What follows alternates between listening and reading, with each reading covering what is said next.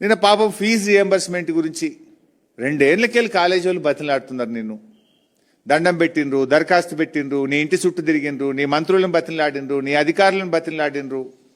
పాపం వాళ్ళు కాలేజీలు నడిపే పరిస్థితిలో లేరు. లెక్చరర్ల జీతాలు ఇవ్వలేకపోతున్నారు. కరెంటు బిల్లులు, మున్సిపల్ ట్యాక్స్ కట్టలేని పరిస్థితి వచ్చింది. చివరికి సమ్మెకు పోతామంటే వాళ్ళ మీద గుండాగిరి, వాళ్ళను బెదిరింపులకు గురి చేస్తూ ఉంటాడు. ప్రశ్నించే వారి మీద పగబట్టడం. నీ ఫెయిల్యూర్స్ను ఒకవేళ ప్రతిపక్షం అడిగితే ప్రతిపక్షం మీద రుద్దే ప్రయత్నం చేస్తాడు. బీఆర్ఎస్ బకాయిలు పెట్టింది అంటాడు. నేను ఇంకో మాట అన్నట్టున్నాడు, 10,000 కోట్ల బకాయిలు ఉన్నాయని అబద్ధాలు చెప్తుండ్రు.